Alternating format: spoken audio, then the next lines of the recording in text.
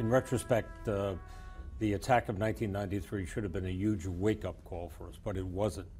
It was almost as if it became an object of derision or scorn, because the individuals who did it came back to get their deposit on the truck that they used. They'd rented the truck and they came back for the deposit after the attack. That resulted in their arrest. We didn't do a sufficient investigation of that whole matter.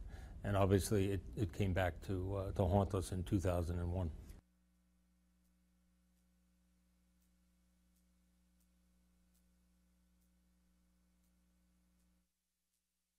There we go. We welcome you back to the Steve Malzberg Show on this 9/11 anniversary. And joining us now is the man you just saw from that 60 Minutes clip, the longest-serving NYPD commissioner, president of Risk Management Service at Cushman and Wakefield, and ABC News consultant, Ray Kelly. Commissioner, it is so great to see you, sir. Good to be with you again. Thank you very much. Let's talk about first that 1993 attack. You were police commissioner, one of your tenures at that time, and you know the screw up that the perpetrators made with going to get their money back or return the car or whatever was ridiculous, and that's what led to them being captured. Mm-hmm. But why? How did that almost the ease in which the case was solved? How did that result in what you described there, in not investigating enough to maybe help us prevent what was to follow?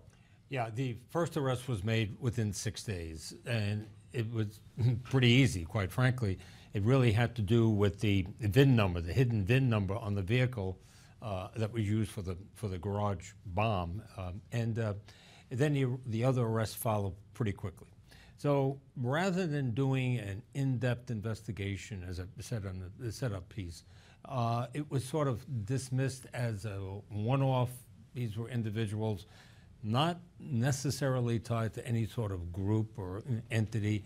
The Blind Sheikh was involved. He was seen as a player, but probably given too much importance. It was a much bigger apparatus and network ongoing, which was just never properly investigated. And of course, we lived to pay the price on September 11th of 2001. You know, on 9/11, I don't think there were many of us who didn't think or fear that we would be hit again in a day, in a week, in a month, in a year, with another attack, at least an attempt of that magnitude that we saw in 9/11.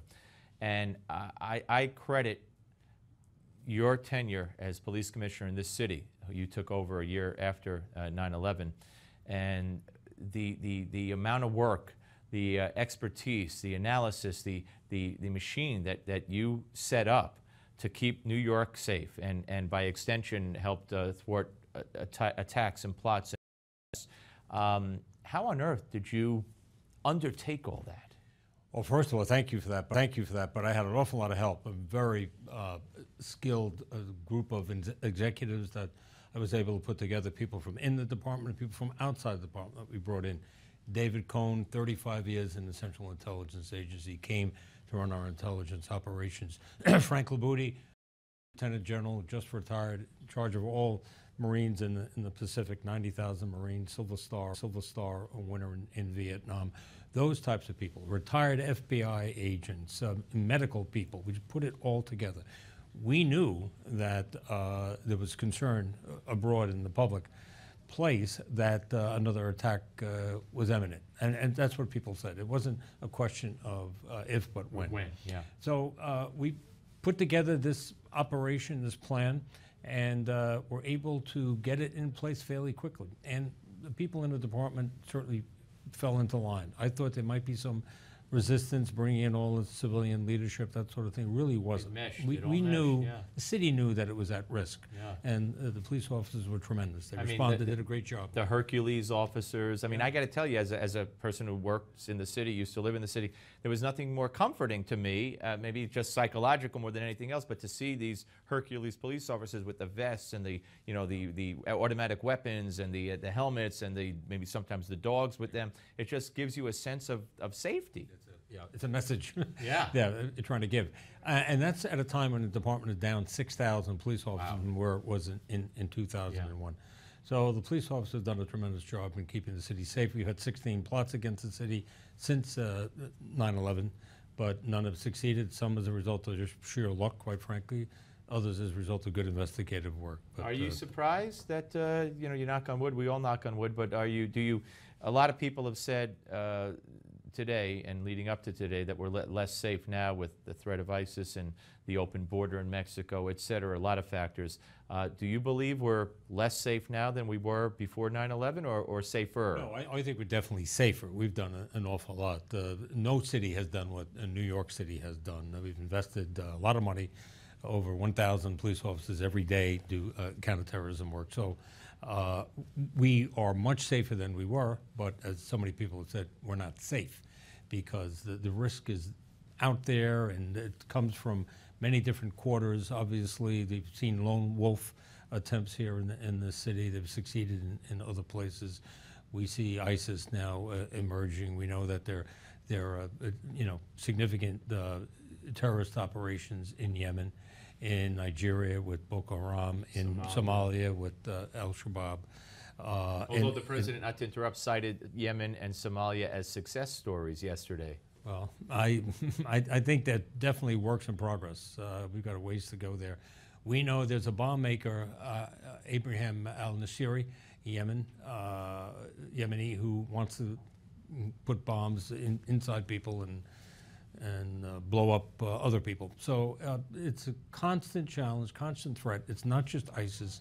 It is the threat of radical Islamic terrorism that we have to be concerned about. And what about the threat, and there was a report today referring to ISIS and their sophistication as compared to Al-Qaeda, financing and otherwise, cyber. I mean, how vulnerable are we, and when I say we, I mean the United States, right. Our electric grids and other infrastructure, to cyber attacks from a country or terrorists? Yeah. No, I think we are vulnerable. We have not seen a cyber terrorist attack or attempt. Obviously, you can't rule it out. It's certainly a possibility, but you're right. This is a difficult time, and it's only going to get more difficult as far as cyber threat is concerned. It's more complex. You set up your defenses to take care of everything you've seen before. No, is a new approach, a new malware that comes out.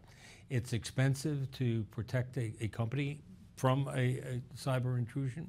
To a certain extent, it depends on what your business is. Right. You know, people may not want to come in. What about the grid, though? I mean, yeah, these things. I mean, there's a lot of things that are in place to protect and defend, but defense is a very difficult, challenging thing to do, because businesses have to operate and you've got to communicate. So, any portal that you're going out on, we'll say, is an entry point for someone who wants to do an intrusion. Let me ask you, it's come to light that the man they believe from Boston, who is American, who's working the social media for ISIS, attended a mosque in Boston, this is the area, the same mosque that the bombers of the Boston Marathon attended. You had in place a program, which I thought was very important as police commissioner of New York, where certain groups were monitored or looked into if you felt they were a threat, Muslim groups, et cetera, and that, you know, when the civil libertarians got involved in the ACLU and the new mayor and even Governor Christie, I'm sorry to say, to some extent, I believe, and the president and the attorney general, outrageous.